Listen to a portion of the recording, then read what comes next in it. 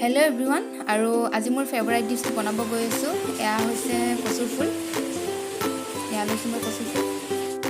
আৰু এনেদৰে মই কচুৰ ফুল কেইডাল কাটি লৈছো সৰু সৰু কৰি আনপিনে লৈছো মই কেঁচা জলকীয়া আৰু নহৰু কেঁচা জলকীয়াৰ পৰিমাণ অলপ বেছি কৰি ল'ব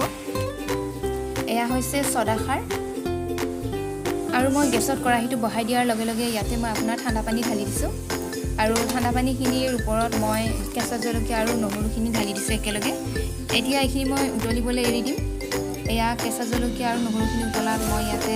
কচুৰ ফুলখিনি ঢালি দিছোঁ কচুৰ ফুলখিনিৰ লগত একেলগে মই ইয়াতে সদাখাৰ ঢালি দিছোঁ সদাখাৰৰ পৰিমাণ বেছি কৰি নিদিব নহ'লে চখা হৈ যাব আৰু একেলগে মই ইয়াতে নিমখ এড কৰি দিছোঁ আপোনাৰ পৰিমাণ হিচাপে আপুনি ইয়াতে নিমখ এড কৰি ল'ব আৰু মই এতিয়া কচুৰ ফুলখিনি উতলিবলৈ মই আপোনাৰ এৰি দিম কচুৰ ফুল বনোৱাত ইয়াতে মই ঢাকনি লগাই নিদিওঁ মই এনেদৰে উতলিবলৈ এৰি দিম আৰু আঞ্জাখন উতলাত এয়া দেখিছে কচুৰ ফুলখিনি নিজে নিজে গলিবলৈ ষ্টাৰ্টিং কৰি দিছে এতিয়া মই এইখিনি কৰচেৰে এনেদৰে মই লাই থাকিম যাতে এইখিনি মই সোনকালে গলাই দিবলৈ পাৰোঁ ফুলখিনি আৰু এয়া দেখিছে এনেদৰে মই আপোনাৰ কচুৰ ফুলখিনি গোটেইখিনি মই আপোনাৰ গলাই দিছোঁ আৰু এইখিনি মই আৰু গলাই থাকিম যেতিয়ালৈকে ইয়াৰে পানীখিনি শুকাই নাযায় তেতিয়ালৈকে মই ইয়াক এনেদৰে লৰাই থাকিম আৰু ইয়াৰ কচু ফুলৰ পৰা পানীখিনি শুকাই যোৱা মানে কচুখিনি আঠা হোৱা মই ইয়াতে আপোনাৰ মাছ এড কৰি দিছোঁ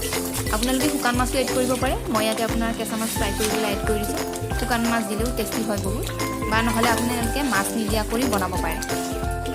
আৰু এয়া মাছ দিয়াৰ পিছত মই আপোনাৰ 2 মিনিট সময়ৰ বাবে মাছখন উতলিবলৈ এৰি দিছোঁ আৰু 2 মিনিট সময় পাৰ হৈ যোৱাত এতিয়া মই আপোনাৰ গেছটো অফ কৰি দিম আৰু এয়া মোৰ 2 মিনিট সময় কমপ্লিট হৈ গৈছে এতিয়া মই আপোনাৰ গেছটো অফ কৰি দিছোঁ মোৰ আঞ্জাখন টোটেলি ৰেডি হৈ গৈছে আৰু এনেদৰে মই আপোনাৰ একেবাৰে সিম্পল আৰু ইজি পদ্ধতিত বনালোঁ কচু ফুলৰ আঞ্জাখন খাবলৈ একেবাৰে বহুতেই সোৱাদ হয় থ্যাংক ইউ অল ফৰ ৱাচিং